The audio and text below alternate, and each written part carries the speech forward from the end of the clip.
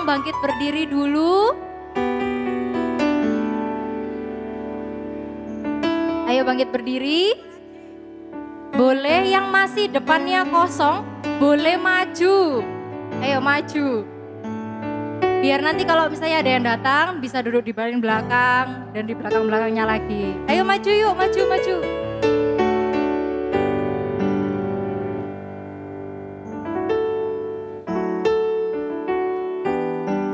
Kita hari ini memasuki serial yang baru di bulan Mei ini. Ada yang tahu temanya tentang apa? Keluarga yang berkemenangan. Saya percaya kalau misalnya kita hadir di tempat ini, itu adalah Tuhan yang mengutus setiap daripada kita. Amin. Kita mau sama-sama dimenangkan oleh Tuhan, kita mau sama-sama untuk bertumbuh, berubah, dan pulih bersama-sama. Amin. Sungguh dia adalah sobat kita yang setia, dia yang tidak pernah meninggalkan setiap daripada kita. Kita mau nyatakan bersama-sama.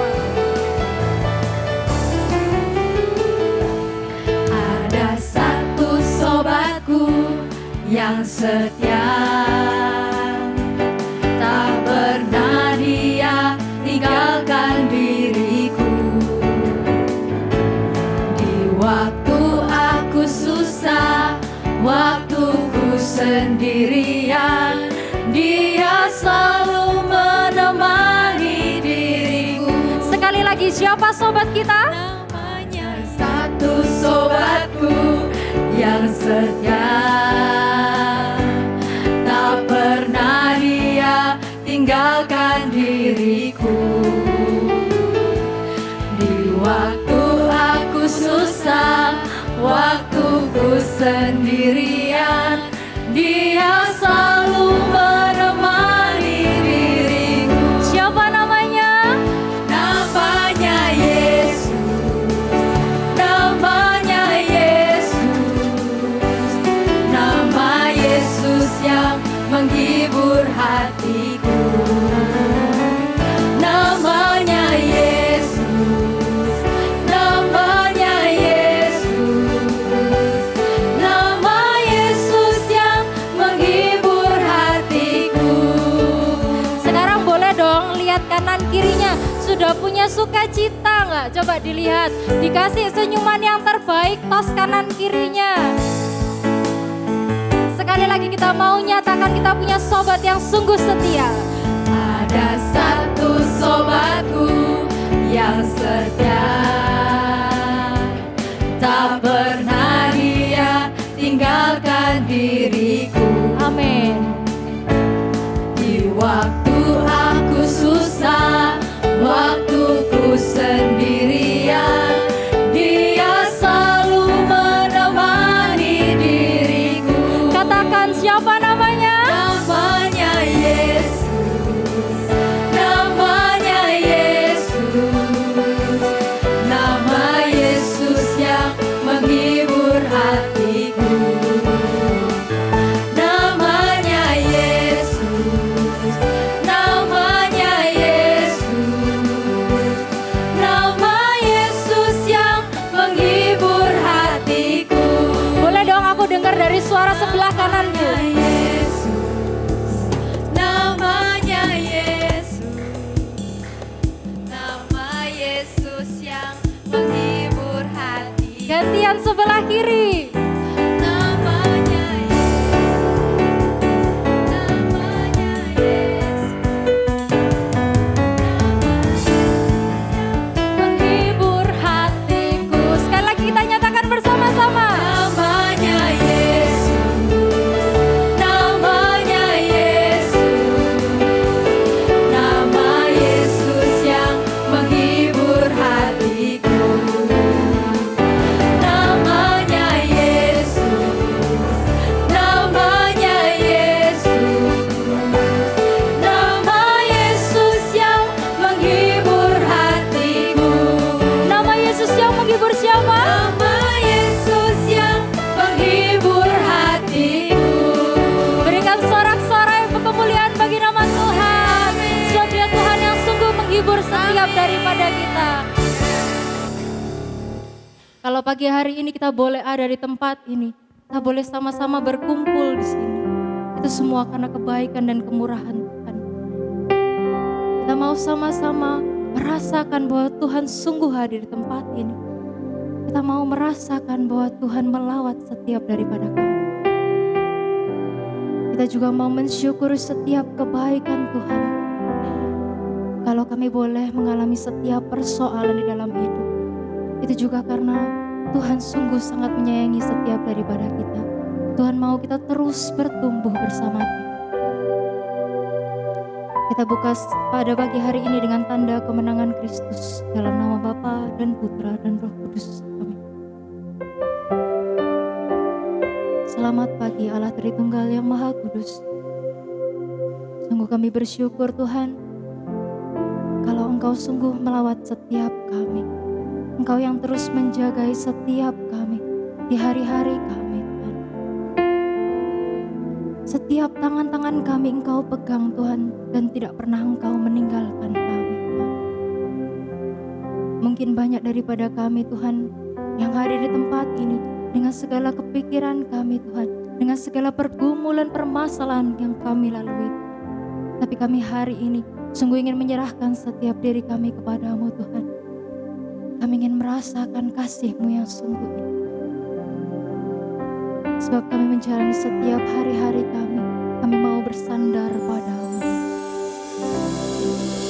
Hari yang ku jalani, ku selalu rasakan kasih-Mu.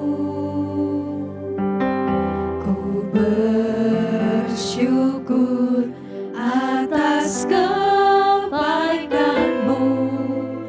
Engkaulah Yesus Tuhanku. Setiap rancangan-Mu itu membentuk setiap kami. Semua ini untuk membentukku supaya ku hidup sesuai kehendak-Mu. Penyertaan-Mu selalu ku rasakan. Kau tak pernah tinggalkan. Sungguh kami bersyukur Bapa. Kami mengangkat setiap tangan kami. Mengucap syukur dan mengucap syukur selalu Tuhan. Ku tetap percaya rancangan-Mu indah, rancangan-Mu indah selalu Tuhan Yesus, Kau terindah. Sungguh Kau yang terindah di dalam hidup kami. Sungguh hari-hari kami yang kami jalani. Di hari yang ku jalani, ku selalu rasakan kasih-Mu. Ku bersyukur atas kebaikan-Mu. Sebab Engkau Yesus yang Engkaulah Yesus Tuhanku.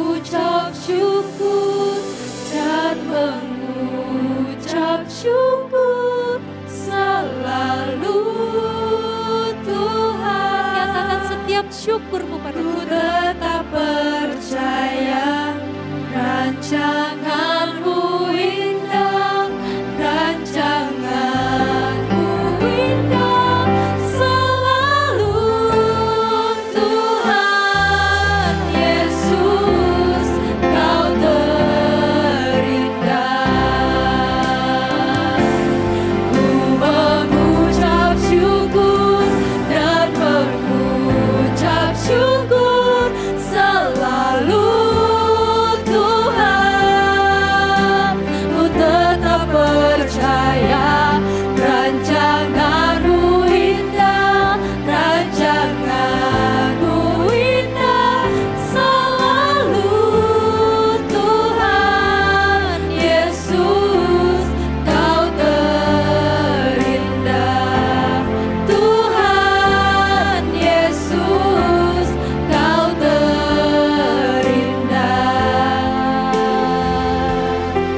Sungguh kami bersyukur Tuhan, Engkaulah kami yang hidup dan berkuasa. Engkau yang melawat setiap kami Tuhan.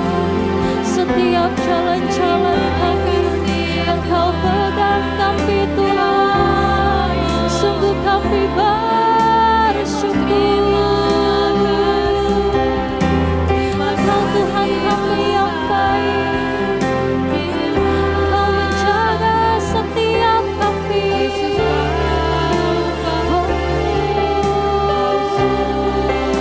Sungguh kami bersyukur. Engkau Tuhan yang sesungguhnya, tak henti-hentinya kami bersyukur. Terima kasih Tuhan. Sungguh nyatakan setiap syukur-Mu bagi Tuhan. Katakan bersama-sama, terima kasih Tuhan untuk setiap kebaikan-Mu Tuhan. Untuk setiap penyertaan yang boleh kami alami Tuhan. Untuk setiap keluarga kami, untuk setiap masa depan kami, untuk setiap rencana-Mu bagi setiap hidup kami. Kau baik Mengucap syukur dan mengucap syukur selalu Tuhan. Ku tetap percaya rancanganmu indah, rancanganmu indah selalu Tuhan Yesus, Kau terindah.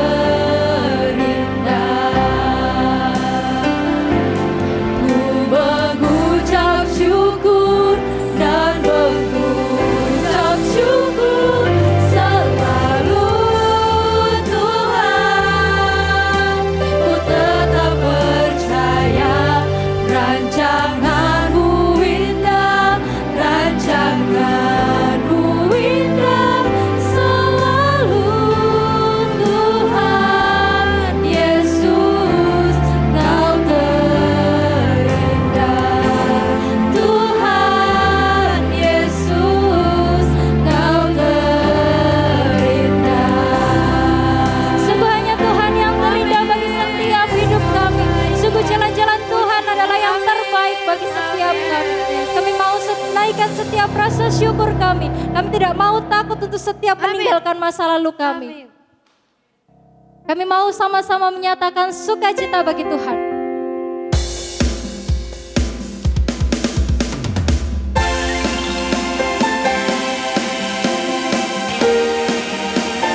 Setiap pujian kami naikkan hanya bagi Tuhan.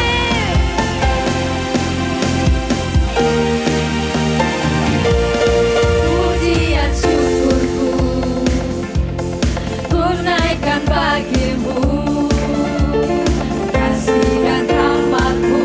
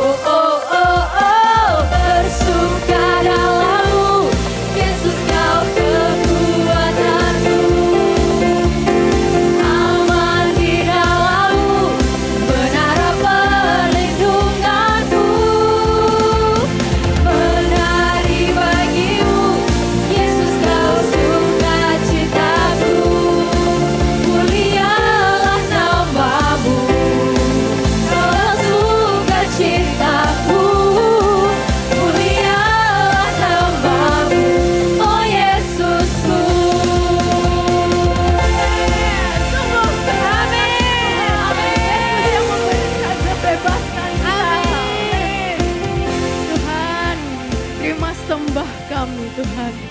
Mari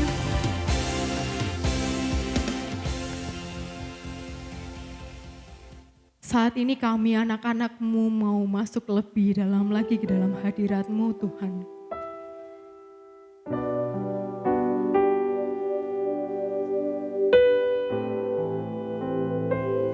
Sebab hanya bersama-Mu kami dapat menanggalkan segala luka yang boleh kami alami. Dan kami boleh menjadi sumber sukacita bagi keluarga kami. Kami tidak menyanyiakan pengorbanan-Mu yang sungguh besar bagi kami Tuhan. Tapi kami tidak mampu jika itu tanpa-Mu Tuhan. Bertahtalah atas kami Tuhan. Bertahtalah Tuhan.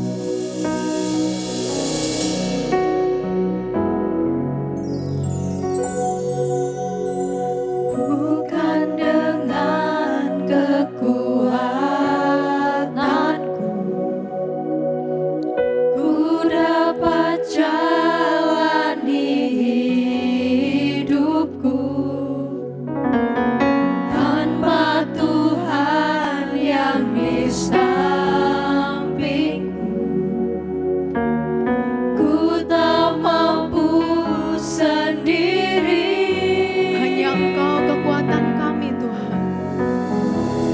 Engkaulah kuatku, Hanya Engkau yang menopang kami Tuhan.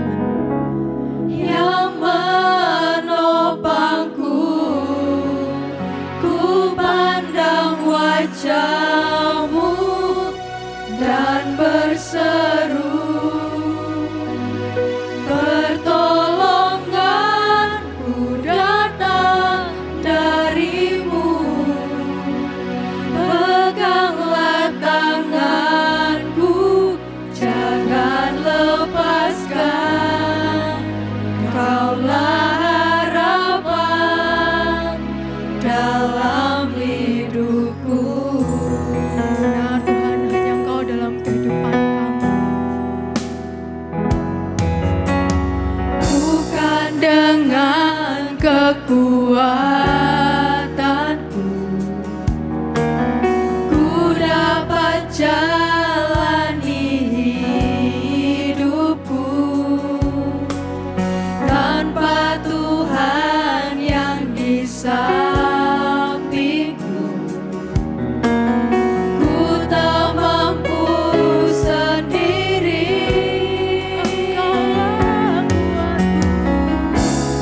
Engkaulah kuatku, yang menopangku. Ku pandang wajah-Mu dan berseru, pertolonganku datang dari-Mu. Peganglah tanganku, jangan lepaskan. Kaulah harapan dalam hidupku.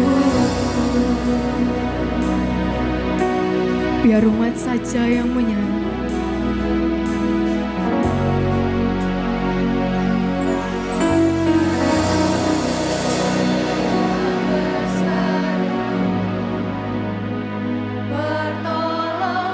Pertolonganku datang dari-Mu. Peganglah tanganku, jangan lepaskan. Kaulah harapan. Sama-sama kita naikkan sembah kita bagi Tuhan. Ku pandang wajah-Mu dan berseru, pertolonganku datang dari-Mu. Peganglah tanganku, jangan lepaskan.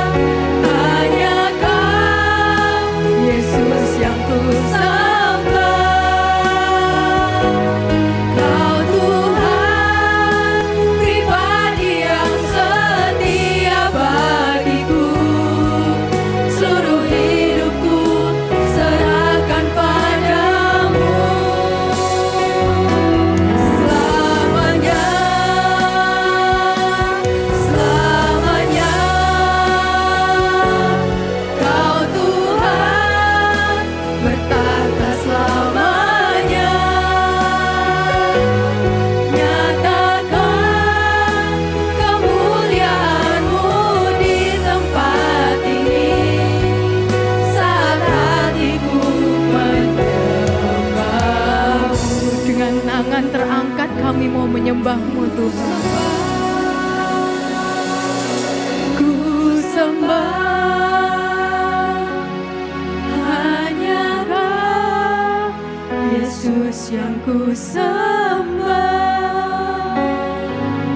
Kau Tuhan pribadi yang setia bagiku. Seluruh hidupku serahkan padamu selamanya Tuhan. Selamanya, selamanya. Kau Tuhan bertahta selamanya. Nyatakan kemuliaan-Mu di tempat ini, saat hatiku menyembah-Mu.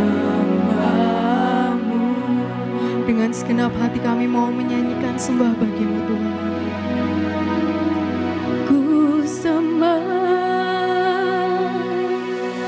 ku sembah, hanya Kau yang kami sembah Tuhan. Yesus yang ku sembah. Kau Tuhan pribadi yang setia bagiku. Seluruh hidupku serahkan padamu. Selamanya, selamanya. Kau Tuhan bertahta selamanya. Nyatakan kemuliaan-Mu di tempat ini, saat hatiku menyembah-Mu. Nyatakan kemuliaan-Mu di tempat ini,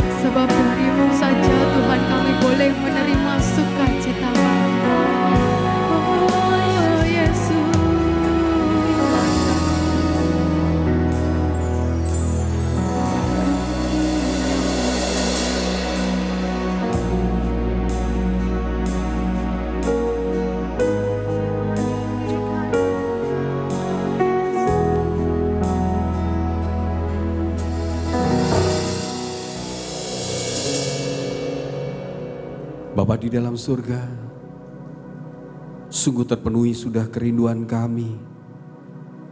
Karena saat ini Engkau sungguh hadir bersama dengan kami. Kehadiran-Mu nyata dan boleh kami rasakan di dalam hati kami. Dan biarlah pagi hari ini dengan kehadiran-Mu Engkau menyentuh setiap hati kami melalui firman yang akan hamba-Mu ini sampaikan. Biarlah melalui firman ini Engkau mengingatkan kembali akan luka-luka yang pernah kami alami.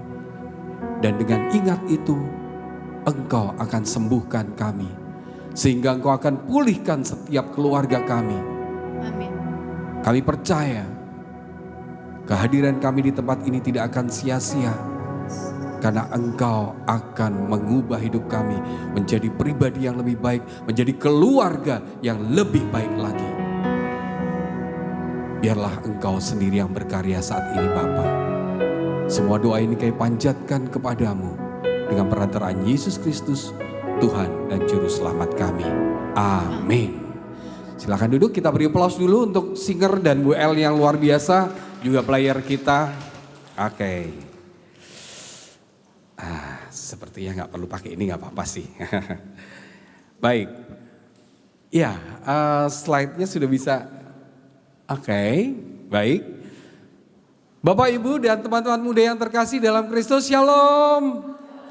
Selamat pagi, meskipun sudah mulai agak siang. Apa kabar? Semuanya sehat?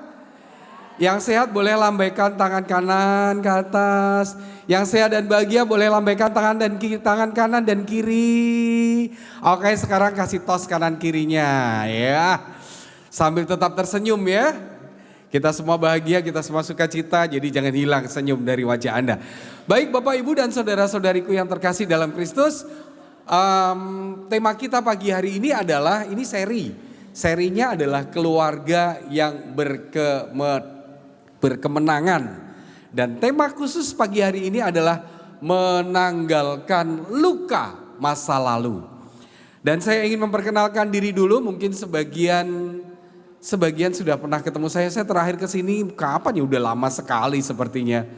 Ya, nama saya itu di situ ada, kalau ada H di depan pasti saya bukan Haji ya Bapak Ibu ya. Saya Henrikus Herianto Santoso. Cuman selalu saya pakai cuma itu karena tidak ada orang yang panggil saya Haryanto. Sehingga kalau satu kali Anda ketemu saya dan Anda panggil saya Haryanto, itu saya malah bingung. Karena semua orang panggil saya Cai-Cai. Ya. Kalau di Semarang, di paroki dan banyak orang lagi itu, kalau di Semarang itu susah panggil saya Cai-Cai. Dan mereka panggil saya Cece. Susahnya kalau di Surabaya Cece itu saya mesti ganti kelamin dulu gitu ya. Karena Cece itu cewek ya. Tapi itulah di Semarang susah banget panggil Cai-Cai. Kecuali teman-teman PD, teman-teman karismatik itu bisa. Tapi selain itu kalau di paroki semua orang panggil saya Cece. Baik, kita akan mulai dulu dengan tema kita menanggalkan luka masa lalu. Pertanyaannya, siapa di antara Bapak Ibu dan saudara-saudari yang punya luka masa lalu? Boleh angkat tangan. Oh, ternyata nggak banyak ya. Pertanyaannya begini, kemungkinannya adalah kita itu tidak tahu kalau kita punya luka, atau yang kedua, kita sebetulnya tahu kita punya luka tapi sudah lama dipendam terus sampai kita lupa dengan luka kita. Atau yang ketiga, kita nggak mau mengakui kalau kita punya luka. Bahwa setiap manusia pasti punya luka di masa lalu, betul? Selama kita anak-anak tidak pernah ada anak yang tidak terluka. Dan luka itu kadang-kadang terbawa terus sampai ya nggak tahu sampai kita disembuhkan. Karena kadang-kadang tanpa kita sadari itu masuk dalam pikiran kita. Saya tidak akan menceritakan luka saya yang terkait dengan keluarga, tapi bahwa saya mau menunjukkan begini, bahwa kadang-kadang kita itu punya luka dan luka itu kita tidak sadari atau kita sadari tapi dipendam jauh. Bapak Ibu, kalau Anda melihat saya dan Anda yang di depan pasti kelihatan gigi saya kuning. Dan itu sejak saya lahir. Mami saya itu terlalu banyak obat tetrasiklin, antibiotik zaman dulu gitu ya. Itu sejak hamil cici saya nomor 1. Saya anak nomor 3. Jadi cici saya lahir dengan gigi yang sudah kuning coklat banget begitu. Bukan kuning tapi coklat banget.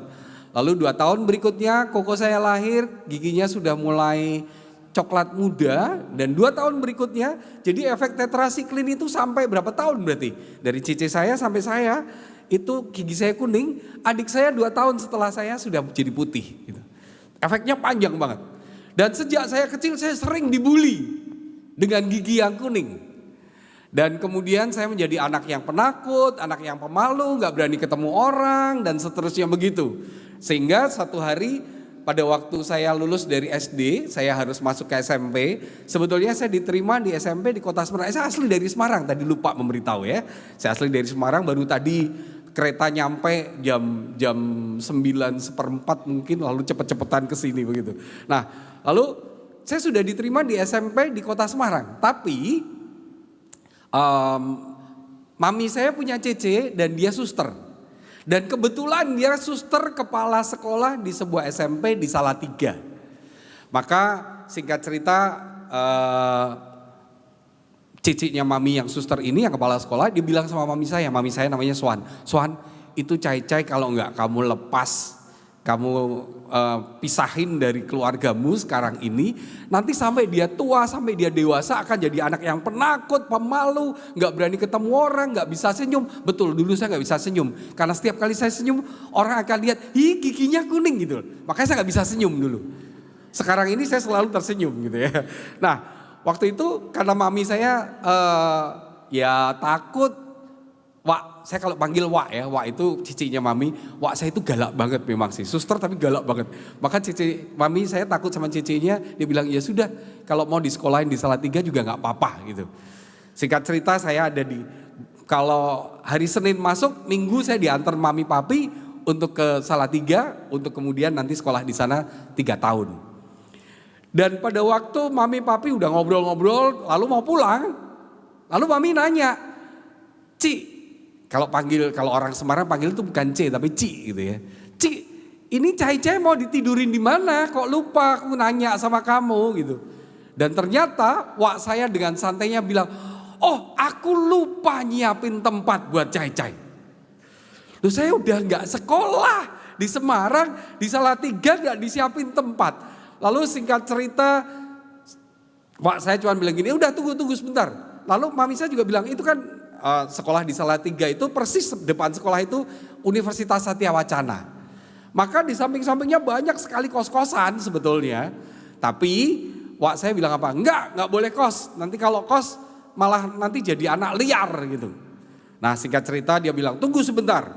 Dan tidak lama kemudian sebelum mami papi pulang, Wak saya sudah selesai. Dia bilang begini, Cai sudah tak siapkan tempat khusus buat kamu. Dan kemudian saya dibawa ke tempat itu, ternyata di mana tempatnya? Di sekolah, itu kan sekolah jadi satu sama susteran. Dan kemudian di situ ada asrama, asramanya asrama cewek. Dan kemudian Wak saya dengan santainya bilang, sementara kamu tidur di asrama sama 20 wanita, saya satu-satunya pria. Tapi waktu itu saya masih jadi anak yang penakut, pemalu dan seterusnya. Maka ya sudah saya bilang, aku mau tapi di pojok ujung begitu. Dan hari-hari kurang lebih sekitar 2 bulan saya di asrama itu.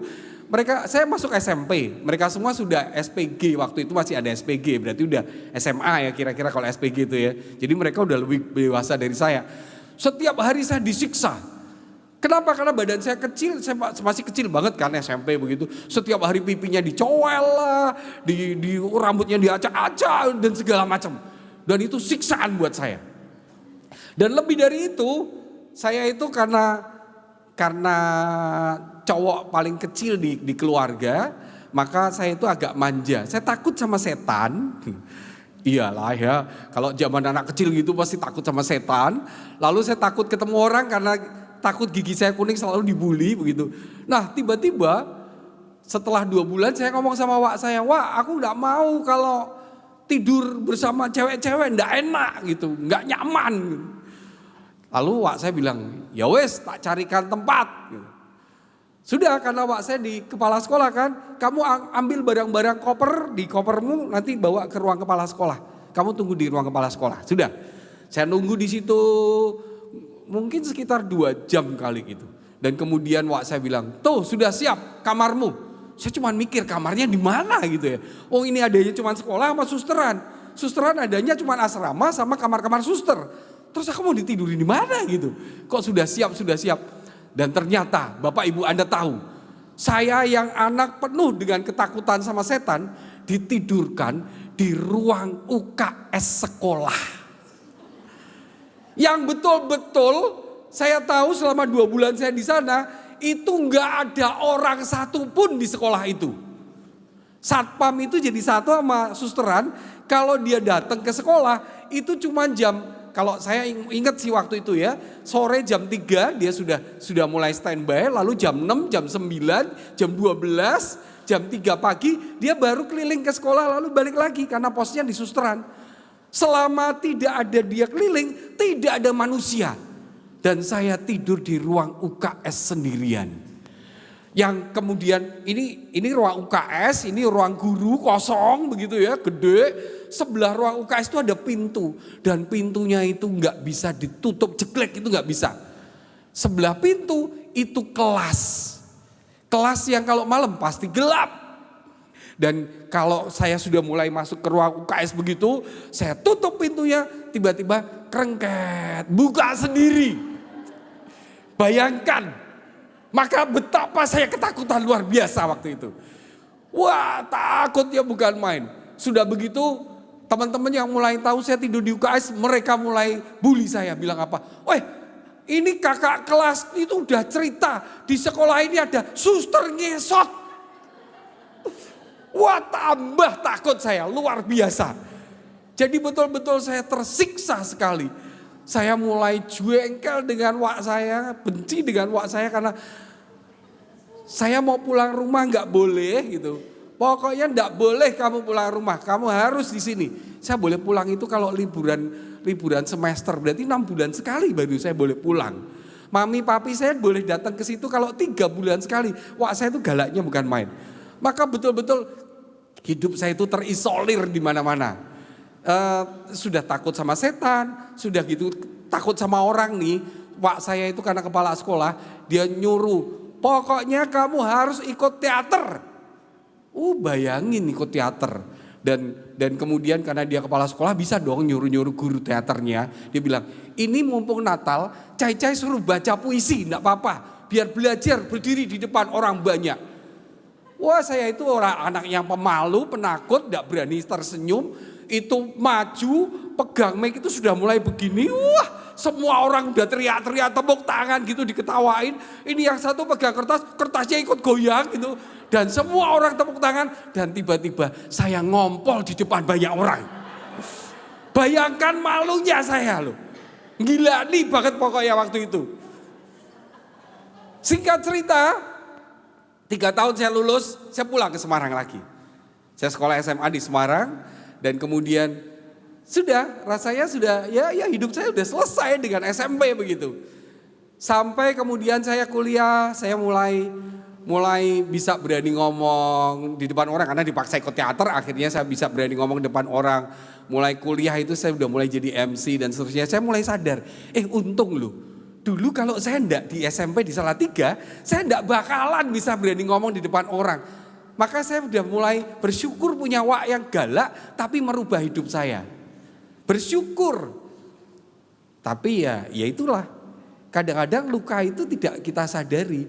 Saya sudah memaafkan wak saya sudah berbaik-baik dan seterusnya. Sampai kemudian saya menikah, saya sudah mulai pelayanan, ngisi retret siswa SMA, universitas dan seterusnya. Suatu hari saya ngisi retret bersama Romo Aris, itu Romo sahabat saya tapi juga Romo pendamping rohani saya. Dia ajak saya, yuk ngisi retret anak-anak SMA. Dan pada waktu ngisi retret itu, tentang waktu itu bercerita tentang, saya ngisi tentang sesi orang tua begitu. Selesai, kemudian mereka istirahat siang, tiba-tiba Romo ini datang ke saya bilang gini, Cai, kowe, kalau saya ngomong bahasa Jawa tahu ya, orang Surabaya tahu lah kira-kira.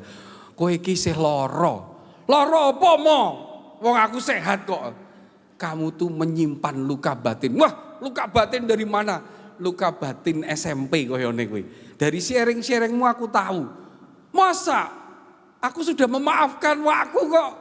Aku sudah memaafkan masa laluku, enggak apa-apa. Ora, kamu masih menyimpan luka. Lalu saya tanya, loh buktinya apa?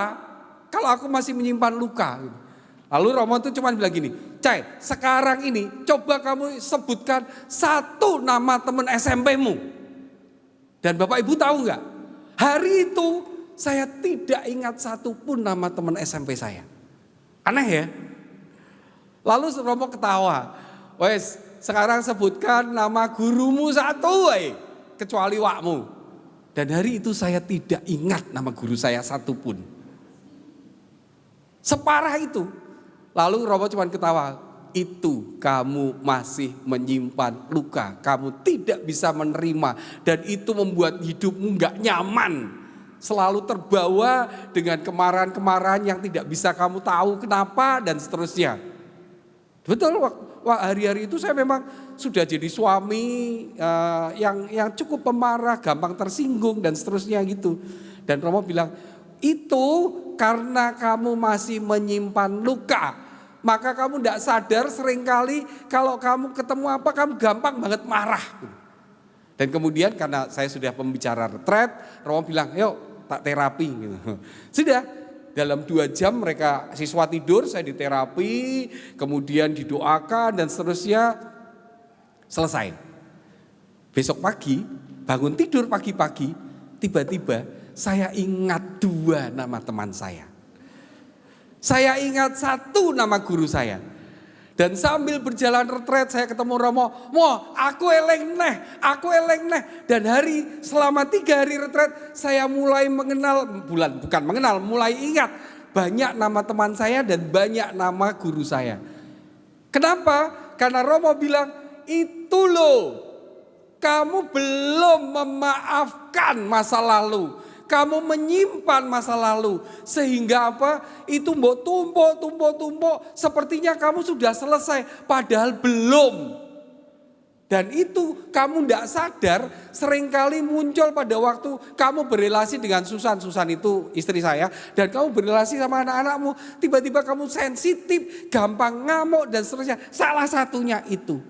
Bapak Ibu, luka masa lalu itu kalau tidak dimaafkan, itu akan tinggal dalam diri kita dan membuat hidup kita itu tidak nyaman dan nanti efeknya siapa?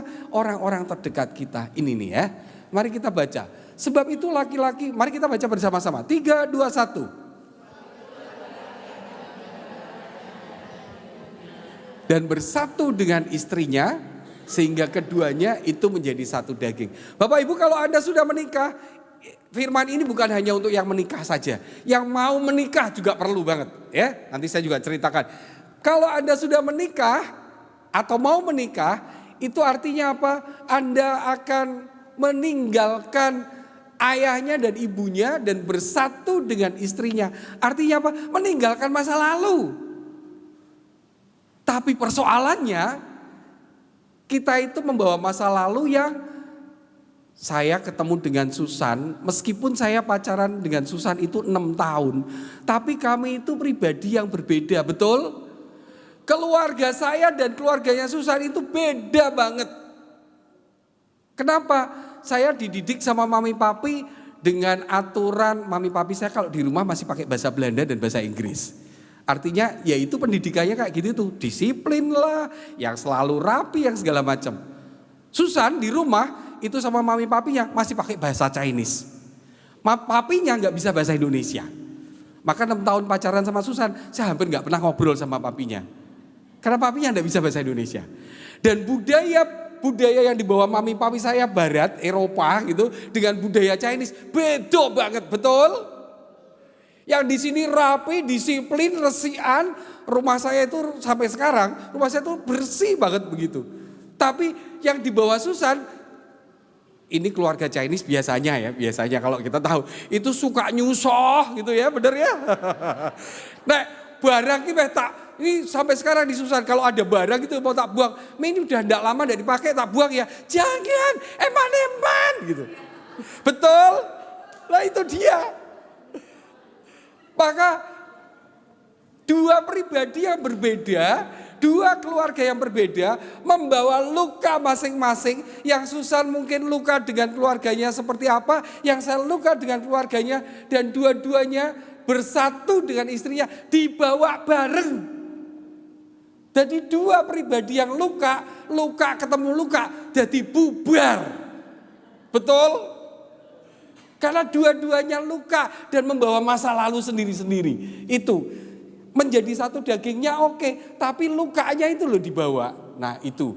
Maka berbicara soal keluarga itu selalu berbicara soal dua manusia yang sama sekali berbeda. Susan itu bukan siapa-siapa saya dulunya, kenal juga enggak. Tiba-tiba ketemu kok cantik ya, tak pek bojo gitu tok gitu. Walaupun 6 tahun ya enggak kenal-kenal banget. Tetap ada hal-hal yang tiba-tiba loh kok gini ya. Padahal udah menikah, saya sudah menikah 30 tahun. Tapi ya kadang-kadang masih loh kok gini ya gitu. Ada hal-hal yang kita belum kenal dan kita tidak tahu masa lalu dia masing-masing seperti apa itu. Maka ini beda keluarga, beda kebiasaan, beda aturan keluarga lama, beda masa lalu, juga beda luka-lukanya. Nah, saya mau cerita, kami berdua, saya dan Susan itu konselor keluarga. Kami aktif di pusat pendampingan keluarga, pastoral keluarga ya. Dan banyak sekali pasien-pasien yang curhat lah, yang mau cerai lah, yang punya masalah keluarga gitu. Maka saya mau sharingkan beberapa. Kalau tadi kita cerita tentang masa lalu saya, sekarang tentang seorang cewek mahasiswi yang pacaran itu sampai 4 kali. Ini bagi Anda yang belum menikah penting banget. Pentingnya apa? Ini membawa luka masa lalu. Satu hari cewek ini datang, saya sudah kenal sama dia, tapi tidak kenal banget gitu ya. Tiba-tiba dia datang ke saya dan bilang gini, "Kocai, aku tuh sudah pacaran, ini pacarku yang keempat." Ini cewek nih, pacarku yang keempat. Kira-kira perlu enggak ya tak putus loh? Aku enggak ngerti apa-apa, takon diputus gitu. Membingungkan pertanyaannya. Lalu saya tanya, "Loh lah kenapa mbok putus?" Gini loh Kocai, pacaranku yang pertama sama cowok itu tak kurang lebih sekitar 1 tahun tak putus. Karena baru 1 tahun dia itu sudah nempeleng saya.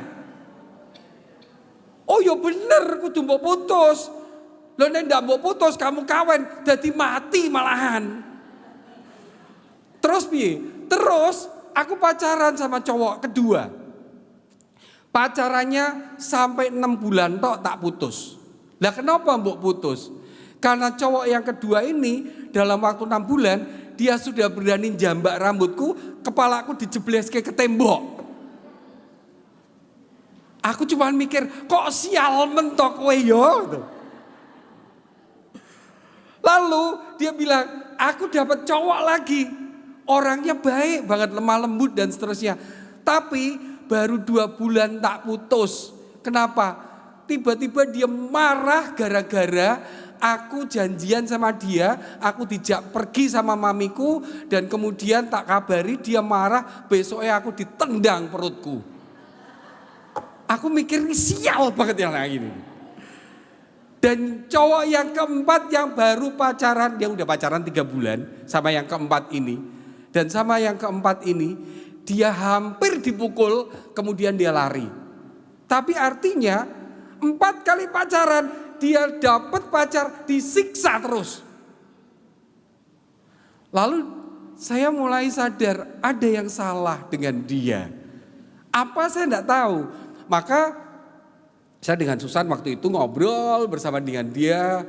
Kalau kami konseling kan biasa selalu berdua. Kecuali kalau cowok sama cowok nggak mau didengerin cewek boleh. Cewek sama cewek nggak mau didengerin saya juga boleh. Tapi karena ini anak muda dia bilang, aku ajak Susan boleh? Oh boleh, nggak apa-apa gitu. Lalu udah kami ngobrol mungkin sekitar 2 jam kami ngobrol. Dan akhirnya saya tahu. Taunya apa? Cewek ini cerita, dulu waktu aku masih kecil, Itu aku sering melihat papi itu kalau marah mukulin mami. Dan kemudian ngerusak barang, lempar dan seterusnya. Dan setiap kali papinya marah sama maminya, mukul dan seterusnya, nyiksa maminya, itu kemudian pergi. Dan maminya mesti menarik dia karena dia anak cewek satu, hanya punya 2 anak, satu cewek satu cowok. Yang cowok gak peduli pergi begitu. Nah dia yang nemeni maminya, dia ditarik dan kemudian maminya bilang apa? Ya kayak ginilah istri. Sok nek kamu udah besar, mungkin nek kamu menikah ya akan ngalami kayak gini. Bapak ibu itu masuk dalam otak bawah sadar dia. Maka tanpa sadar dia mendapatkan cowok yang persis sama seperti papinya. Dia gak suka sama papinya, dia benci sama papinya. Tapi itu terbawa polanya. Maka pada waktu, kalau orang cewek sama cowok kenalan begitu kan belum tahu ini jahat atau enggak, suka nyiksa atau enggak. Tapi auranya itu terasa, ternyata dia dapat orang yang suka menyiksa itu karena apa ya, kayak punya chemistry yang sama begitu. Walaupun dia gak suka dengan papinya, dia benci sama papinya, tapi apa yang dia lihat itu masuk otak bawah sadarnya dan terekam. Apa yang dikatakan maminya itu masuk dalam otak bawah sadarnya dan terekam. Dan luka itu dibawa sampai akhirnya dia terus dapat pacar 4 kali ya suka menyiksa dia. Nah hari itu kami doakan dia, kami patahkan semuanya. Kami ya kalau retret penyembuhan luka batin singkat lah ya pokoknya kurang lebih 2 jam kami doakan dia dan kami sembuhkan dia. Akhirnya setelah itu mungkin kira-kira 7 bulan hampir setahun pokoknya saya lupa persisnya. Dia telepon saya, "Kocai aku udah dapat pacar." Nah piye pacarmu yang kali ini? Nggak nyiksa toh gitu. Ketoke ya ndak sih gitu. Dan Anda tahu sekarang sudah menikah, sudah punya anak dan tidak pernah dia dipukuli, tidak pernah dia diapa-apain. Kenapa? Karena dia mau menerima kenyataan masa lalu, dia mau menyembuhkan dan dia mau melepaskan. Itu loh. Nah seringkali kita membawa masa lalu kita dan terus baik dibawa. Sehingga tanpa sadar kita membawa itu dan melakukan hal-hal yang tidak disenangi, yang tidak baik. Ada satu lagi, ini semoga anak kecil nggak tahu gitu ya. Ada seorang bapak itu yang datang konsultasi ke saya. Istri saya nggak ikut karena bapak ini nggak mau ada istri saya, maka dia cerita saya. Waktu dia kecil, dia melihat papanya selingkuh dengan siapa? Pembantu. Dan apa yang terjadi? Dia itu ngomong dengan saya, "Koh, kenapa ya? Aku ganti pembantu berapa kali di rumahku, aku melakukan hal yang sama.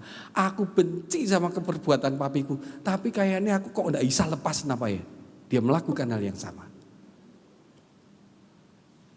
Saya bilang, "Kamu sadar? Aku nek bar gitu ya sadar, kok aku goblok men. Tapi besok lagi ya gitu lagi. Istri yang tahu dipecat dan ganti lagi dan begitu lagi. Dan itu terjadi loh." Sampai akhirnya dia mau ketemu saya itu artinya dia mau bertobat. Memang dia gak suka. Karena dia benci dengan kegiatan papinya dulu itu yang dia lihat itu dibenci banget. Tapi dia melakukan itu sampai dia datang ke saya dan kemudian oke, kalau kamu mau sungguh-sungguh pertama kamu harus pengakuan dosa dulu. Setelah pengakuan dosa mari nanti ketemu sama aku, sama saya Jack Romo, kita akan melepaskan itu. Dan setelah itu selesai itu loh efeknya Bapak Ibu. Saya punya cerita banyak banget soal orang yang membawa luka masa lalu yang terkait dengan keluarganya ini ya. Kok gak bisa? Ini.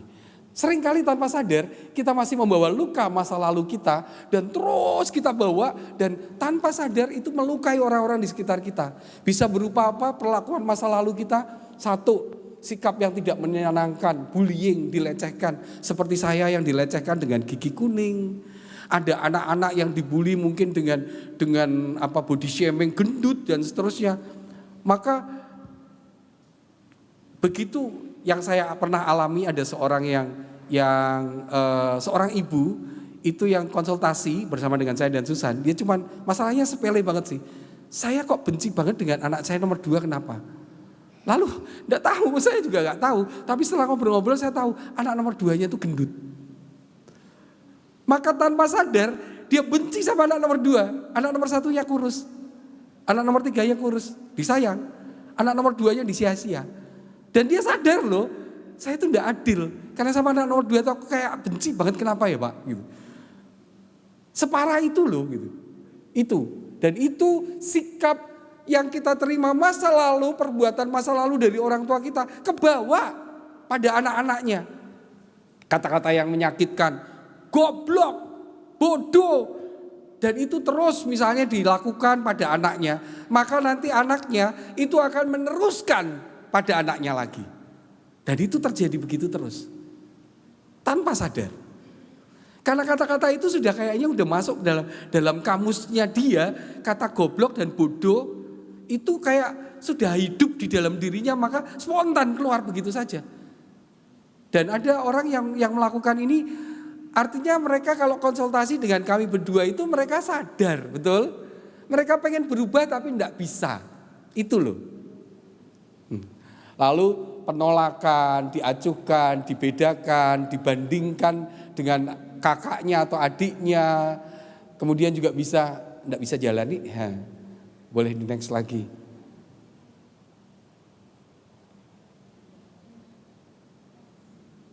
Kenapa ya? Ini hukuman, sanksi yang berlebihan, kemudian trauma, ketakutan, tekanan, dipaksa, dipukuli. Ada seorang anak yang seringkali dipukuli sama orang tuanya. Ini kisah nyata yang terjadi, ada seseorang itu yang anak muda datang konsultasi ke saya, cowok. Dia bilang, aku tuh benci sama papiku, aku pengen bunuh papiku gitu. Kenapa? Papiku tuh seringkali menyiksa. Dan kalau pokoknya setiap kali papinya marah, itu yang dilakukan apa? Papinya itu melepas sabuk dan kemudian dia dipukuli sama sabuk. Cowok ini ya, dipukuli sama sabuk. Maka dia benci banget sama papinya. Lalu setelah ngobrol-ngobrol dari pengalaman saya melihat, nih kayaknya papinya pernah mengalami juga nih. Lalu saya bilang gini, nanti kalau kamu sempat ketemu sama tantemu, pokoknya adik papi atau ciciknya papi, coba kamu nanya. Dulu papi waktu kecil diperlakukan sama engkong kayak apa gitu. Dan mungkin sekitar berapa lama dia telepon saya, kok bisa ketemu lagi. Dan pada waktu ketemu dia bilang apa? Iya kok, ternyata papiku dulu disiksa sama engkong. Dan engkong kalau marah itu lebih parah. Bahkan papi itu dipukul sama kursi. Sampai badannya papi itu memang banyak, papinya dia maksudnya ya, itu banyak luka-luka, banyak benjolan-benjolan karena dia dipukul itu bukan sama sapu, sama kursi, sama apapun pokoknya. Bahkan kadang dilempar piring begitu. Dan pada waktu kan papinya dia itu katanya sering kumpul sama adik kakaknya begitu, ya sering kali kumpul-kumpul. Dan tantenya itu yang cerita, kamu tahu enggak, papimu tuh benci banget sama perbuatannya engkong, tapi papimu sudah ngomong, aku ndak bakalan ngelakuin itu lagi pada anak-anakku. Tapi nyatanya dia ngelakukan tuh. Setiap kali ketemu dengan kakak adiknya dia bilang apa? Aku ndak pengen ngelakuin itu karena aku benci itu. Tapi dia berusaha untuk tidak melakukan hanya dengan mukulnya pakai sabuk. Tapi ya masih melakukan artinya. Dia ndak mukul pakai kursi dan lain-lain, tapi ndak bisa lepas. Sampai akhirnya dia sadar dan kemudian didoakan dan seterusnya, dia baru bisa. Nanti kita akan lihat bagaimana menyembuhkannya. Ya, ini bisa. Dan apa yang terjadi, saya pernah mengalami orang yang konsultasi dan mirip seperti ini. Dia sampai setiap kali lihat pembantu rumah tangganya dia, kalau dia jengkel, dia lempar dengan piring, dia lempar dengan barang apapun. Karena begitu bencinya kalau dia lihat pembantu. Tapi di sisi lain dia butuh pembantu di rumahnya. Tanpa sadar dia melakukan itu. Sampai separah itu. Kenapa? Karena dia masih bawa luka masa lalu, dia belum mengampuni. Next. Kenapa nggak bisa? Di next. Nggak bisa kenapa ya? Nah, sebelah nih. Tanpa sadar, luka dan trauma masa lalu kita itu mempengaruhi sikap kita sehari-hari dalam relasi, dalam keluarga kita maupun dengan pembantu yang paling dekat kan itu ya. Apa yang tidak kita sukai pada masa lalu, apa yang tidak kita sukai pada orang tua kita, pada situasi masa lalu, tanpa sadar yang kita benci kita lakukan. Dan itu parah gitu. Kalau kita nggak mau menerima dan mengampuni. Ya, next lagi. Bisa, sudah bisa belum? Sudah, oke, baik. Thank you ya. Nah ini, luka hati yang dulu tersimpan sekarang terbuka dan mewujud dalam apa? Pikiran yang jahat, sikap yang menyakiti, kata-kata yang kasar, tindakan yang negatif, mengintimidasi, menyalahkan dan seterusnya. Dan itu adalah efek dari luka masa lalu yang terus kita simpan. Dan siapa yang jadi korban? Ya pasti orang terdekat, betul? Kita gak mungkin menyakiti orang yang tidak kita kenal kok gitu. Yang kita sakiti siapa? Ya istri lah, anak-anak lah, suami lah, pembantu lah, mertua lah dan seterusnya. Itu yang menjadi korban. Penyebab konflik dalam keluarga yang pertama bukan karena aku tidak mencintai mereka, tapi karena mereka merasa tidak aku cintai. Betul? Saya mencintai keluarga saya, tapi mereka merasa tidak dicintai karena sikap saya, kata-kata saya yang kasar dan seterusnya. Sampai pada waktu saya disembuhkan dari luka masa lalu saya oleh Romo itu, oleh Romo Aris namanya. Kemudian hidup saya berubah. Tiba-tiba saya berubah karena saya bisa menerima, maka saya bisa melihat setiap kali saya mau marah, itu saya diingatkan dan saya tidak marah. Maka anak pertama kedua saya, Aldo dan Riko, itu punya luka batin dengan saya. Karena apa? Sering saya marahi, sering saya hukum masuk ke kamar dan saya kunci dan seterusnya. Tapi Ivon, anak ketiga, kalau ditanya, Von, kau pernah gak luka batin sama papi? Enggak tuh, papi baik banget tuh gitu. Kenapa? Sudah berubah hidupnya. Aneh kan? Tapi itu nyata gitu. Nah, lalu bagaimana cara menyembuhkan dan memulihkannya? Ada beberapa langkah. Yang pertama, kita perlu menemukan dan menyadari bahwa kita punya luka masa lalu yang masih kita bawa hingga saat ini. Seringkali yang terjadi kita tidak sadar. Maka perlu untuk duduk, hening, bahkan mungkin ditemani oleh konselor untuk mencari apa sih yang luka yang masih aku bawa. Karena jangan-jangan luka itu ada orang yang tiba-tiba benci sama maminya, setelah saya ngobrol-ngobrol baru ketahuan. Oh, maminya dulu pernah begini. Lalu ada orang yang benci sama papinya, ada orang yang benci sama, banyak sekali terjadi. Tapi mesti harus mencari sampai kita tahu apa yang menyebabkan. Ingat kembali peristiwanya yang menyakitkan, yang membekas dalam ingatan dan perasaan kita. Cuman memang kadang-kadang ini nggak bisa kalau sendirian sih. Saran saya ya pakai konseling atau pakai pendamping rohani yang sudah lebih dewasa dalam iman, atau ikut retret seperti retret penyembuhan luka batin semacam itu. Supaya kita tahu apa sih luka yang masih kita bawa. Karena kadang-kadang kita tidak sadar, seperti yang saya alami tadi, setelah saya SMP sampai saya menikah, saya nggak sadar loh kalau saya luka. Sehingga saya lupa dengan nama guru saya lupa dengan teman-teman saya. Saya nggak sadar, maka setelah dibantu saya bisa sadar itu. Nah, setelah kita sadari ini, yang kedua berdamai. Terima kenyataan bahwa kejadian itu memang pernah terjadi dalam hidup saya dan Anda. Tapi tolak tindakan berikutnya. Anda sadar bahwa itu memang sungguh-sungguh aku pernah dibully, aku pernah disiksa. Tapi setiap kali Anda dengan kekuatan Roh Kudus Anda tolak, Tuhan aku gak mau seperti itu. Maka langkah yang ketiga ini doa, bahwa dalam doa setiap luka-luka Anda dan saya, mohon karunia Roh Kudus untuk menyembuhkan. Karena kalau gak ada yang bisa menahan kita. Nanti di akhir sesi ini kita berdoa bersama ya. Dan yang keempat, ini yang paling sulit. Maukah kita mengampuni orang-orang yang pernah melukai kita? Maukah kita mengampuni papi kita? Maukah kita mengampuni mami kita? Maukah kita mengampuni teman-teman kita yang membuat hidup kita menjadi sekarang seperti sekarang ini, yang sebenarnya Anda tahu bahwa kok gak nyaman ya aku jadi pemarah ya, kok gak nyaman ya aku jadi orang yang suka memukul dan seterusnya. Anda sadar tapi Anda gak bisa berhenti. Maka ampuni, butuh kerendahan hati, untuk mau mengampuni. Memang gak gampang, karena pengampunan itu akan membuat kita lepas dari luka-luka kita. Tapi persoalannya untuk mengampuni tidak mudah. Apalagi orang yang tersakitinya luar biasa, ya kan? Tersakiti oleh orang tua. Kalau masa lalu kan berarti oleh orang tua. Kalau masa kini oleh suami atau oleh istri. Tapi kalau masa lalu oleh orang tua kita, oleh teman-teman kita masa lalu yang terbawa sampai hari ini. Bisakah kita mengampuni mereka? Dan yang kelima, selalu dengarkan alarm Roh Kudus.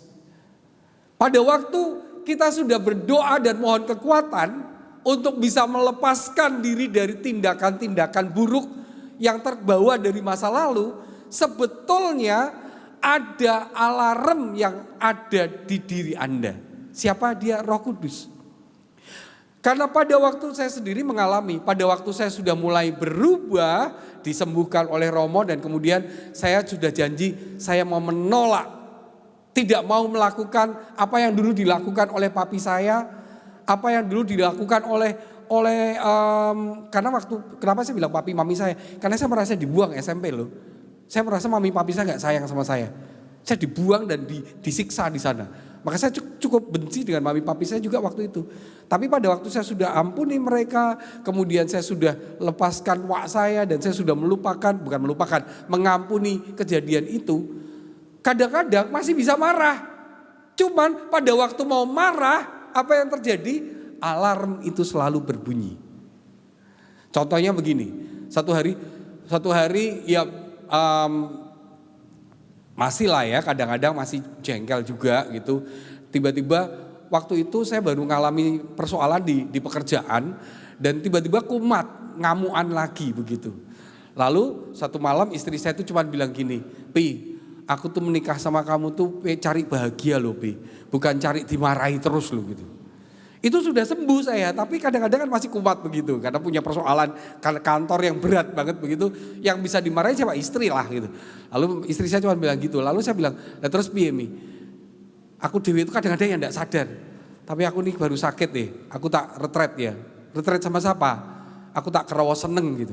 Anda tahu rawa seneng itu, ya itu apa namanya?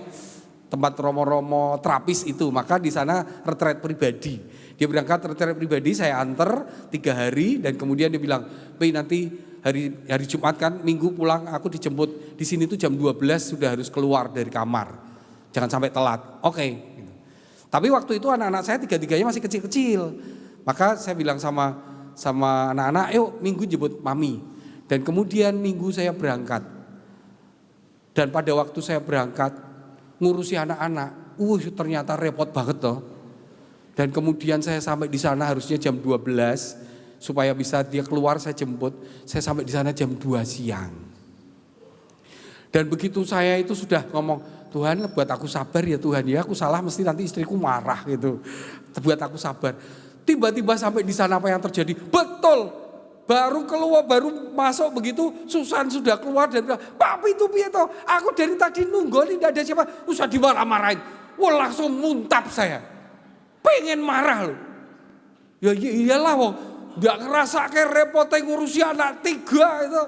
Wes tak cepet-cepet kayak isi diamui. Untungnya belum saya ngomong marah, sudah mulai wajah saya mungkin saya tidak tahu, mungkin wajah saya sudah mulai merah. Tiba-tiba alarm itu berbunyi kok. Alarm itu berbunyi dan bilang, kamu katanya tidak mau marah.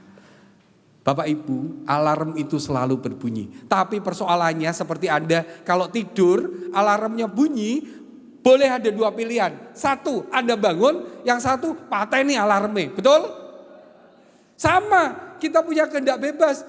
Pada waktu Anda nanti sudah sembuh dan Anda mau marah lagi atau mau mukul lagi begitu, alarm Roh Kudus itu bunyi. Tapi persoalannya Anda 2 pilihan. Anda mau dengarkan dia dan kemudian kalau dalam kasus saya tadi saya tidak mau marah, atau Anda boleh pilih, mbok karepmu aku pengen ngamuk. Ya wes. Itu pilihan kok. Tapi waktu alarm itu bunyi, saya cuma bilang, ya Tuhan, aku memang janji tidak mau marah. Lalu saya cuma bilang, ya Mi, sorry, aku telat tadi ngurusi anak-anak. Kalau udah ngomong begitu, orang marah tidak bakal melanjutkan marahnya, betul? Tidak ada yang dimarahin kok gitu.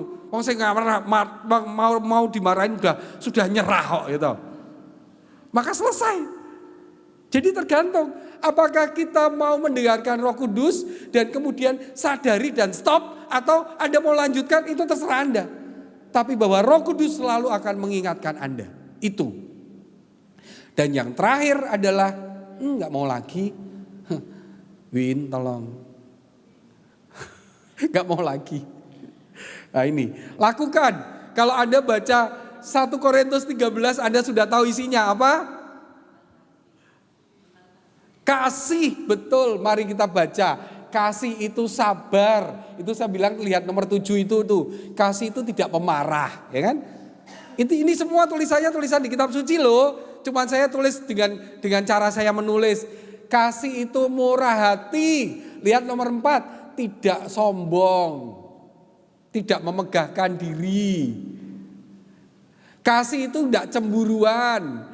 Kasih itu tidak melakukan yang tidak sopan. Artinya apa? Menghormati. Kalau Anda menghormati keluarga Anda, anak-anak, istri, pembantu, suami, dan seterusnya, maka Anda juga tidak akan melakukan hal buruk. Kasih itu tidak mencari keuntungan diri sendiri, tidak egois, selalu memikirkan orang lain, dan seterusnya.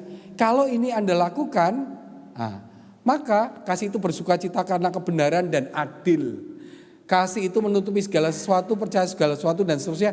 Kasih itu sabar menanggung segala sesuatu, tidak harus selalu terburu-buru. Dan kalau Anda lakukan ini, maka semuanya akan lebih nyaman. Bapak Ibu, persoalannya cuma satu. Kadang-kadang kita tidak ingat luka kita apa. Dan yang kedua, kita tidak sungguh-sungguh mau mengampuni. Itu loh.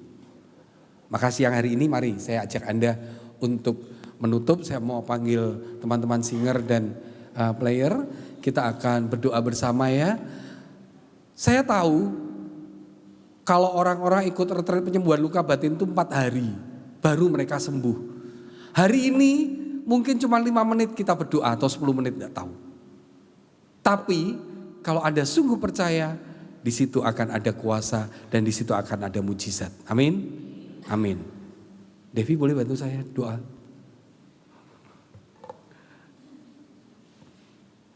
Kami akan berdoa, kami akan doakan Anda. Dan mungkin kalau kami mendapatkan sabda pengetahuan, kami akan sampaikan juga. Dan bagi Anda yang merasakan itu, Anda percaya sabda pengetahuan kan? Yalah, orang pede pasti percaya karunia Roh Kudus ya.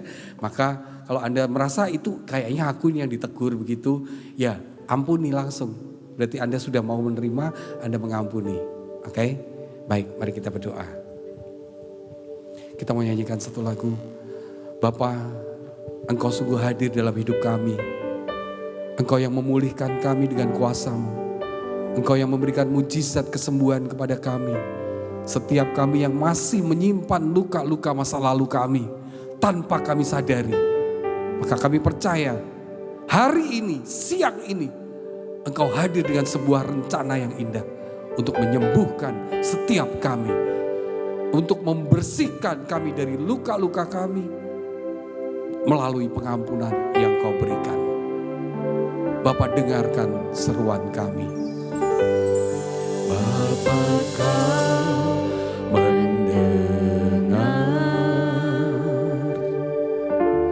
seruan hatiku. Sungguh Kau tidak pernah lepaskan kami dari kasih-Mu Tuhan. Tak pernah Kau lepaskan dari kasih-Mu. Meski kami lewat lembah gelap,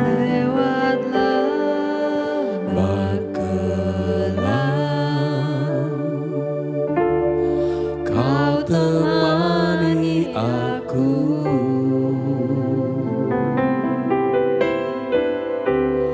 Roh-Mu bekerja selalu untuk kebaikanku.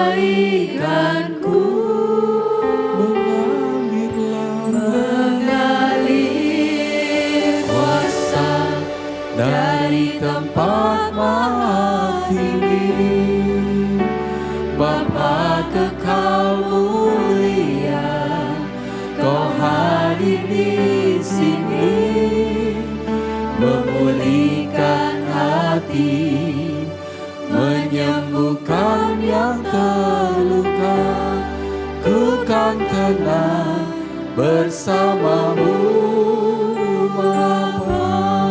Mari saya ajak Anda untuk bangkit berdiri. Pegang dadamu dengan tangan kananmu. Bapa, Kau mendengar. Benar Bapa, dengarkan doa kami, dengarkan seruan hati kami.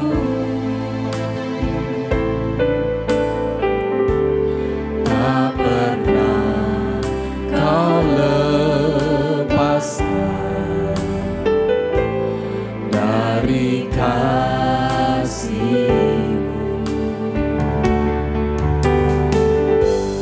Lewat lembah gelap, Kau temani aku.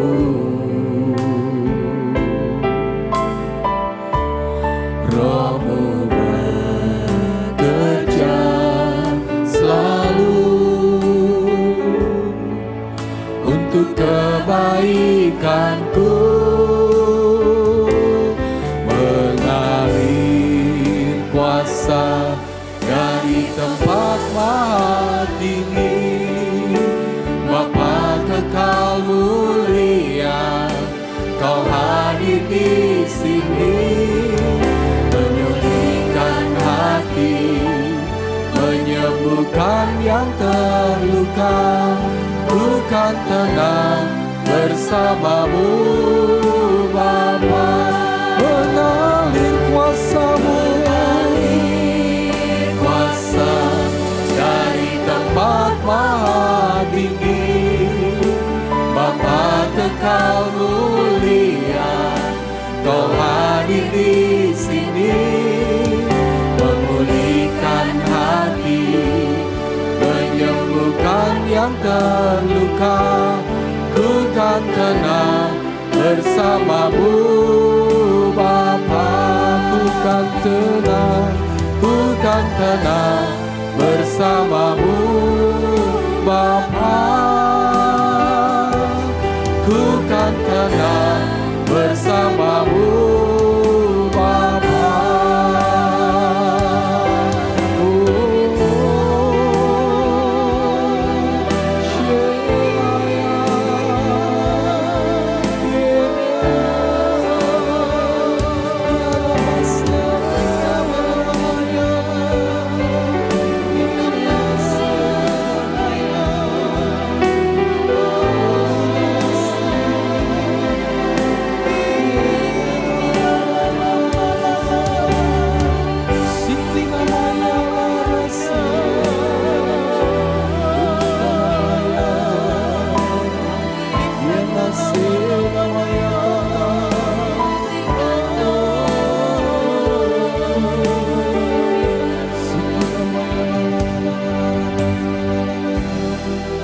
Tuhan mau katakan Dia mendengar.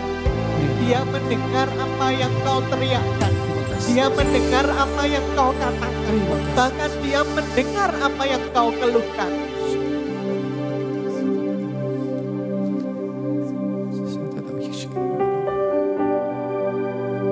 Saya merasakan ada hati di tempat ini yang mengatakan, apa mungkin aku bisa sembuh? Percayalah bagi Anda yang merasakan ini, Tuhan ingin hari ini engkau sembuh. Maka datang kepada Dia dan mohon pertolongannya supaya Dia sungguh bisa menyembuhkan Anda. Amin.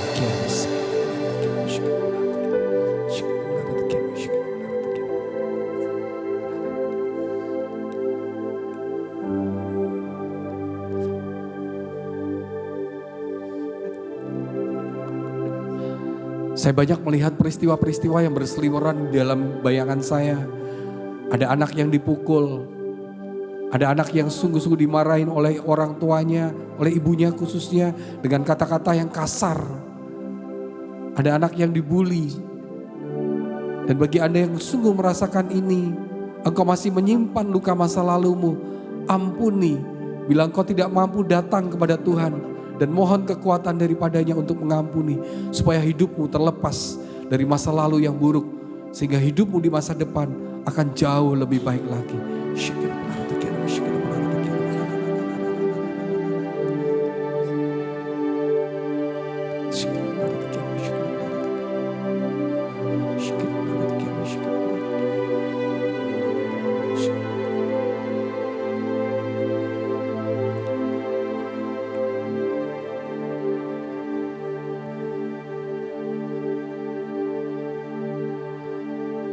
Saya juga merasakan ada 2 orang di tempat ini yang badannya mulai bergetar.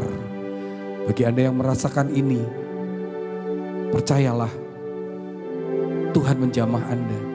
Tuhan ingin menyembuhkan Anda. Apapun persoalanmu, saya tidak melihat persoalan Anda, tapi saya tahu Tuhan ingin menyembuhkan Anda.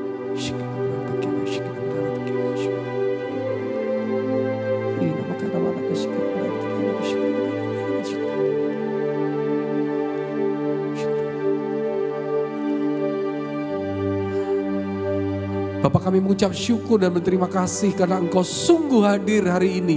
Engkau sungguh hadir siang ini. Dan kuasa-Mu begitu sempurna. Engkau ingin setiap kami sembuh dari masa lalu kami, Tuhan. Maka lihatlah tangan-tangan kami yang saat ini ada di dada kami. Yang memegang hati yang terluka.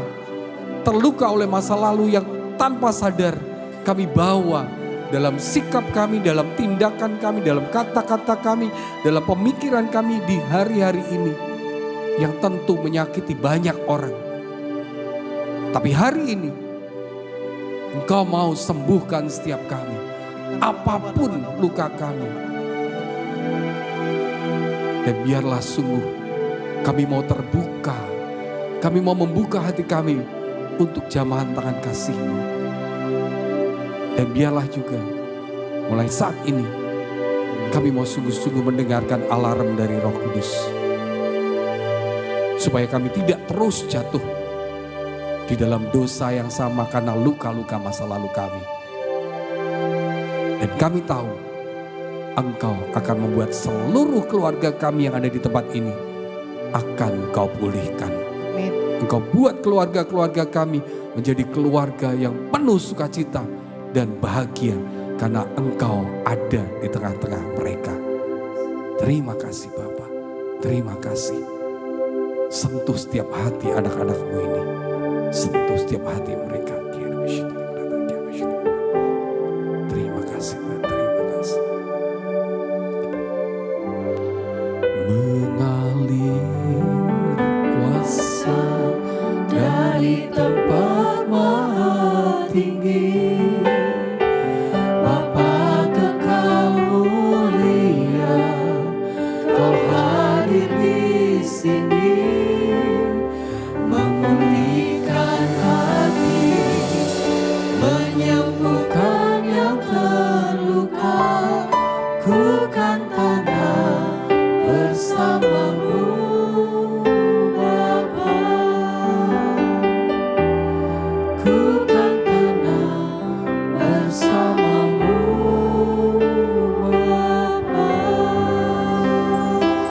Segala doa kami, permohonan kami ini, kami naikkan kepadamu Bapa dengan perantaraan Yesus Kristus, Tuhan dan Juru Selamat kami, yang menyembuhkan dan memulihkan kami. Amin. Terima kasih. Bapak Ibu Saudara, nanti kalau berdoa di rumah, Tuhan mau ngomong bahwa Dia mendengar. Putar lagu, Dia mengerti, Dia peduli. Tadi terus lagu itu muncul di kepala saya. Nanti kalau Anda berdoa, putar lagu. Dia mengerti, Dia peduli. Itu mungkin nanti dibawa doa dan Tuhan mengerti, Tuhan peduli dan Tuhan mendengar. Amin. Terima kasih Ko Cai dan Bu Devi. Bapak Ibu Saudara-saudari, kalau kita boleh hari ini boleh menerima berkat dari Tuhan melalui anaknya Ko Cai, maka kita juga mau memberi berkat bagi kelangsungan persekutuan doa ini untuk menjadi berkat bagi kita sendiri.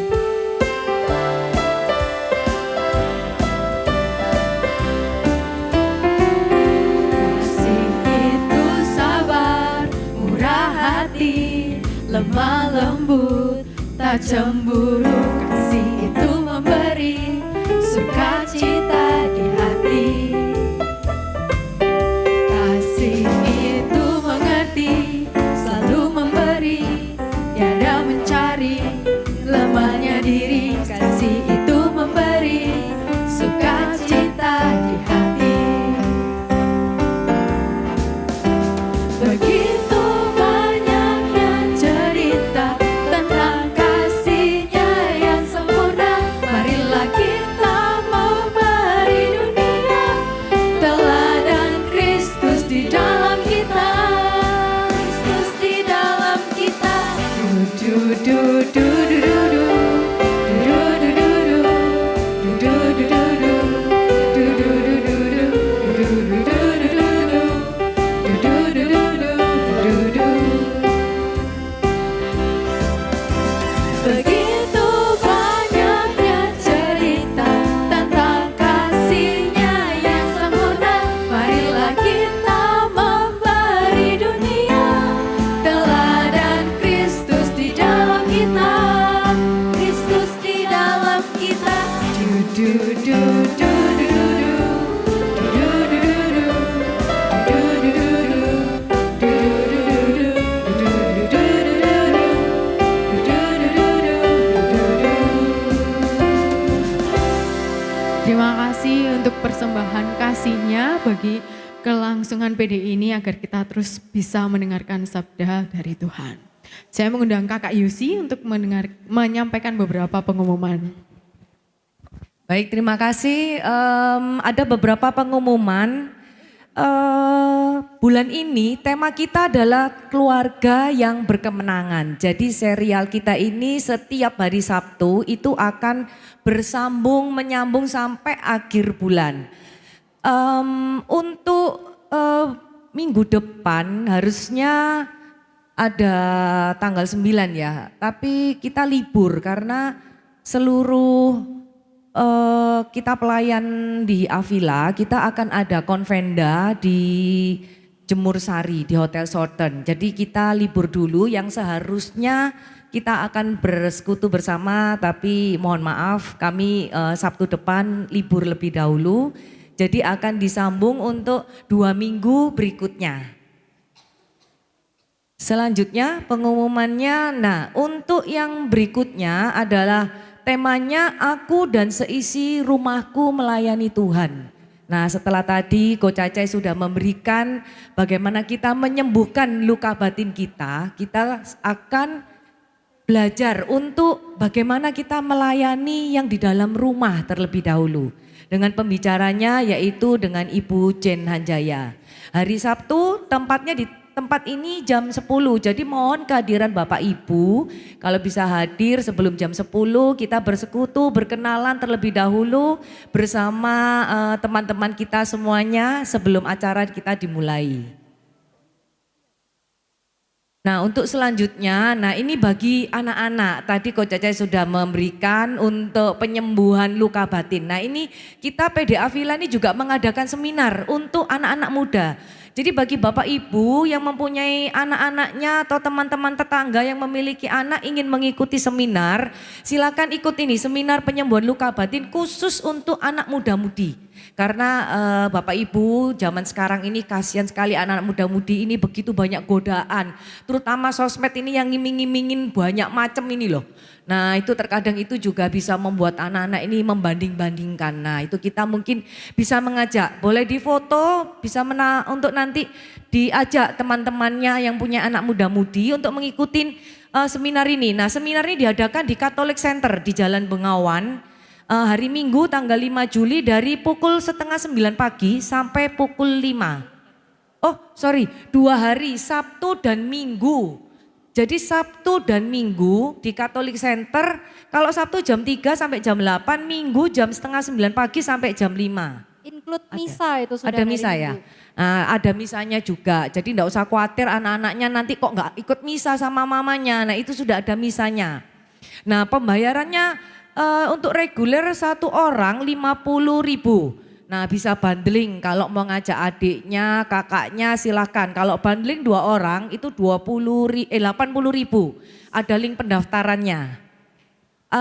Mungkin ini yang panitianya silakan, mungkin ada tambahan. Ada tambahan. Ini tuh khususnya untuk anak-anak yang usia 17 sampai 35 tahun. Kalau misalnya di bawah 17 tahun, mohon maaf, kita masih belum karena kita tuh tertuju kepada anak-anak yang kalau usia 17 sampai 35 tahun ini mungkin sedang mencari identitas ceritanya. Jadi kayak mungkin kita itu kadang kerasa kayak kita mau kemana ya tujuan hidupnya itu masih abu-abu. Nah itu bisa kita gali karena ya kita tahu kalau misalnya ketika kita tidak tahu masa depan kita seperti apa, berarti kita terlalu mengandalkan diri sendiri. Kita percaya kalau misalnya ya kita butuh untuk disembuhkan, dipulihkan bersama-sama di seminar penyembuhan luka batin ini. Begitu. Oke, tadi udah dikasih penjelasan itu untuk anak muda-mudi supaya bisa sembuh, ketemu mamane wis gak pegel lagi gitu ya. Gak pengen ngerauk mamai lagi, biasanya pulang pengen ngerauk mamane, nanti pulang dari seminar ini mamai langsung dilus-elus dirangkul nanti sama anaknya. Ya, selanjutnya, nah kita juga ada seminar akhir Mei ini.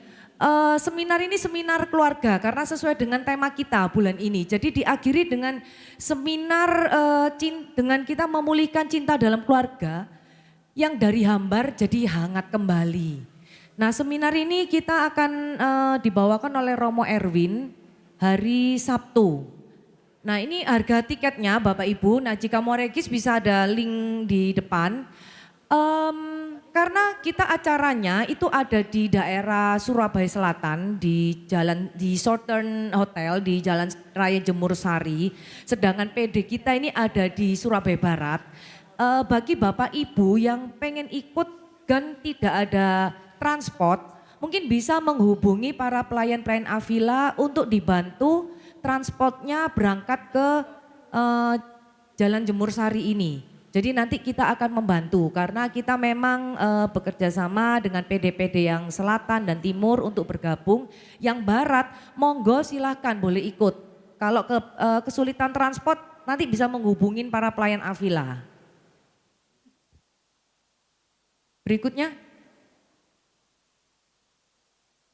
Oh ya ini yang akan kita ikuti minggu depan seluruh pelayan yaitu kita akan mengikuti Moderda dan Konvenda.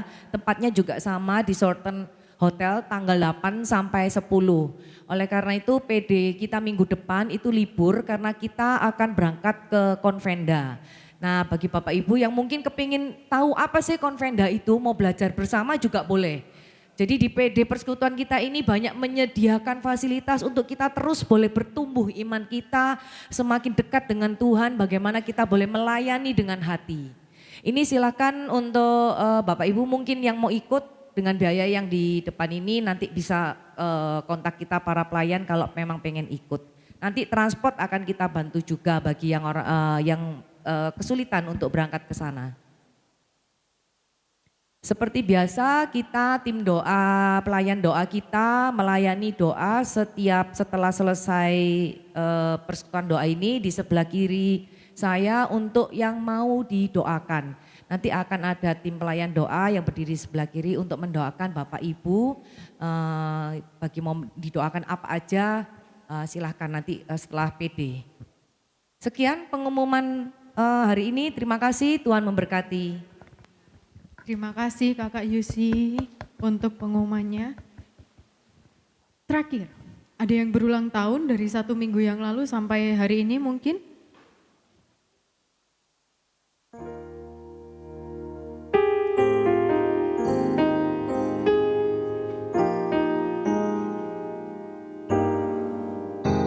Oke, sepertinya tidak ada. Kalau begitu saya mau undang semuanya bangkit berdiri. Kita mau tutup persekutuan doa hari ini dengan doa terlebih dahulu.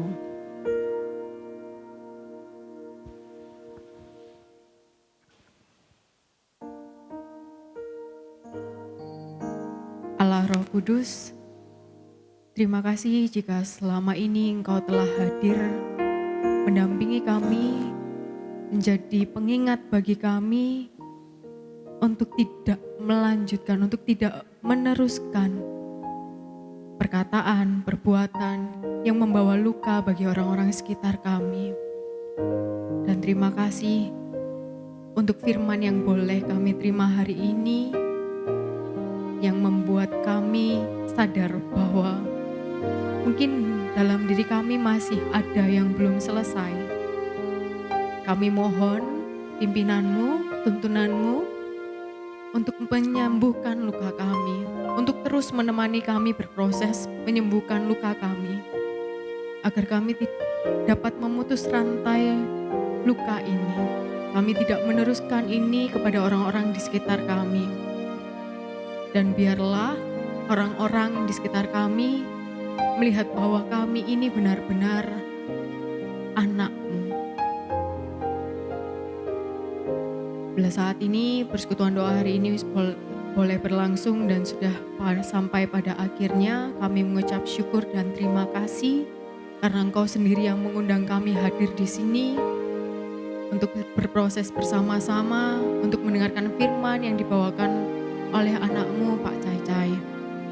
Kiranya dalam kehidupan pribadinya, pekerjaannya, pelayanannya, dan juga keluarganya, Engkau terus menemani, Engkau terus mendampingi dan memberikan segala berkat, juga segala sesuatu yang dibutuhkannya. Dan biarlah kami yang hadir di tempat ini Tuhan, sekeluarnya kami dari tempat ini, sepulangnya kami dari tempat ini, semua yang boleh kami terima tidak hanya menjadi angin lalu, tapi menetap di hati kami dan menjadi pengingat bahwa kami mau sembuh dari luka masa lalu kami, agar kami mempunyai keluarga yang berkemenangan, agar kami punya keluarga yang memancarkan kasih karunia-Mu, yang memancarkan sukacita-Mu. Dalam perjalanan pulang menuju ke tempat kami masing-masing, berkati kami Tuhan, lindungi kami, jauhkan kami dari segala mara bahaya, dan pertemukan kami dengan keluarga kami dengan sukacita yang Kau berikan. Ini doa yang kami sampaikan ke dalam tangan-Mu. Terima kasih Tuhan. Kemuliaan kepada Bapa dan Putra dan Roh Kudus, seperti pada permulaan, sekarang, selalu, dan sepanjang segala abad. Amin. Dalam nama Bapa, Putra, dan Roh Kudus. Amin. Terima kasih Bapak Ibu, sampai ketemu 2 minggu lagi. Tetap membawa sukacita bagi keluarga kita di rumah.